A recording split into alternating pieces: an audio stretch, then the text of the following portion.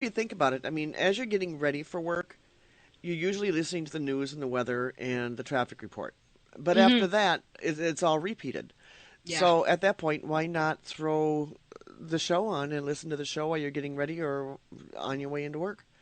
Exactly. And Yeah. I mean, we have a whole bunch of new episodes, new mysteries, new Western, new comedy. So yeah, we've got a plethora of everything. A plethora. I love that word. A, a plethora. If you want to spit at somebody, that's the word you use. Plethora. Yeah. Oh, sorry, didn't mean to spit. Oh, excuse me. Plethora. I had a plethora of that. Sorry.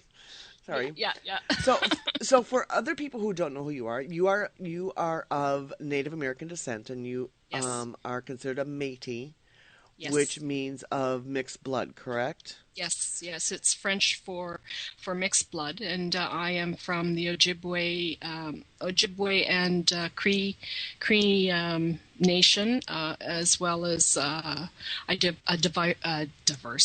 diverse, diverse, um, uh, diverse. Um, what's the word I'm looking for? You're a Heinz Um, 57. a lot of European people too. Yeah, yeah. Not like I mean English and French and Irish and Scot and whatnot. So Now my you've done your ancestry, haven't you? yes, I have. How far back Yes, did I you have. get? We've gone back to 50, around the 1500s, somewhere around there. Wow, I didn't realize That's you had gone where, back that far. yeah, um, where it started from, actually from France. Um, some my great grandmothers and great grandfathers all have the Métis part is the French, and the Native American part. That's the part some of them have, and the mix. And we've gone back as far as 1500s in France. Um, where and it I say I'm ninth generation, which means there was like our ancestry didn't start until, like, the Métis didn't start until about um, the late the late 1500s into the early 1600s. Oh So wow. So it actually yeah, goes back that far. yeah, hmm, So that far. when did your family come into Canada? Did they Um, Well, the first one stepped off the boat. Oh gosh, I want to say 15.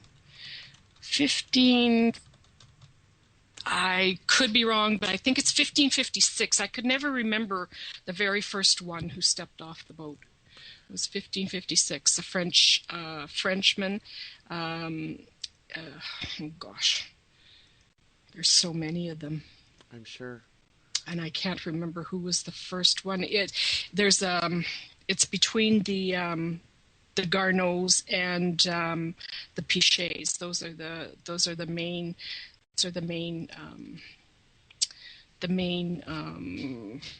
ancestors that surround my family. Okay, perfect. Cool. Yeah. That is so cool. Now, did you grow up with your native culture, or was that kind of hidden from you? Like That was hidden. That yeah, was hidden. Yeah. in some generations, like we didn't Mhm. really like my grandparents were from Sweden and Germany, and they never talked about their history on my dad's side.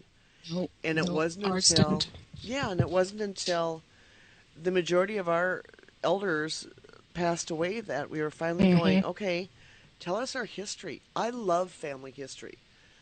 Well, I remember I was I guess about 11, 10 or 11, I think. And our neighbor, like as kids, you're always fighting with neighbor kids and whatnot. And this one day, one of the neighbor kids called me a DP. And I'm looking at her and I said, I didn't come from another country. I was born here, because DP means displaced. And at the time, I just knew that DP meant it was a slang for somebody who moved from a different country over to Canada or wherever. Okay. And so I went to my dad and I told my dad, and I said, he says, I told him what she had said, and he says, no. He says, you're a half-breed. And I looked at him and I said, a half-breed? What's a half-breed?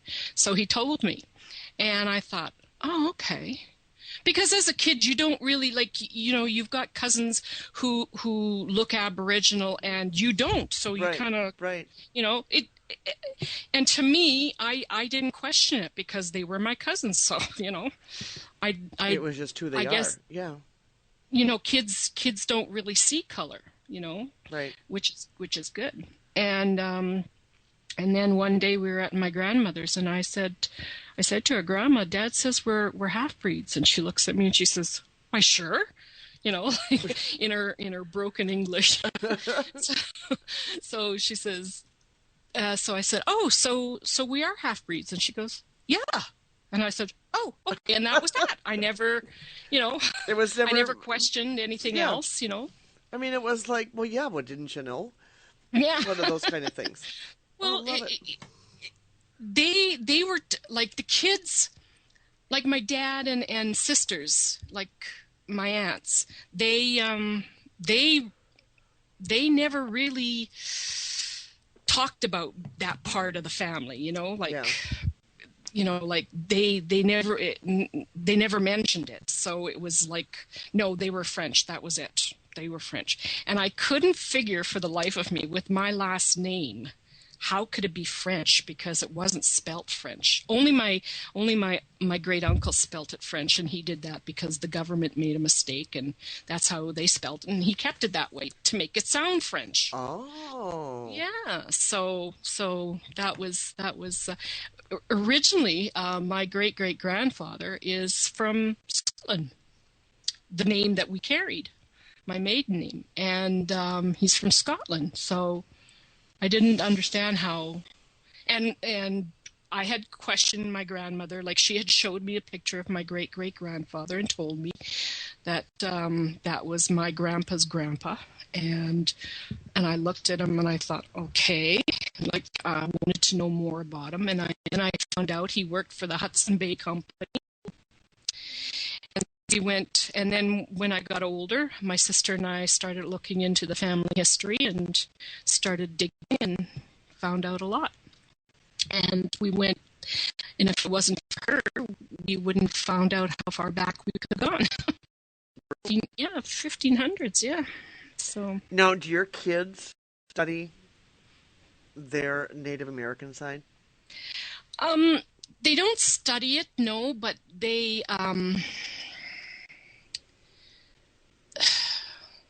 and the reason for that is because the majority of the books, and it's been in the news, the majority of the books that are taught about Native American, not Native Americans, the Aboriginal people here, is all lies. Yeah. So, yeah. I mean, I only taught them about the Métis, where we come from, and they know their history and stuff like that.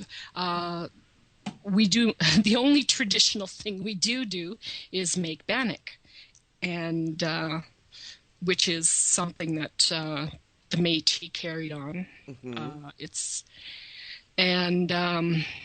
I don't jig. I tried jigging when I was a kid, and all it did was make my grandma and grandpa laugh. So, and I mean, they were jiggers, so it made them laugh. And so funny. I never jigged. So you jig from the heart.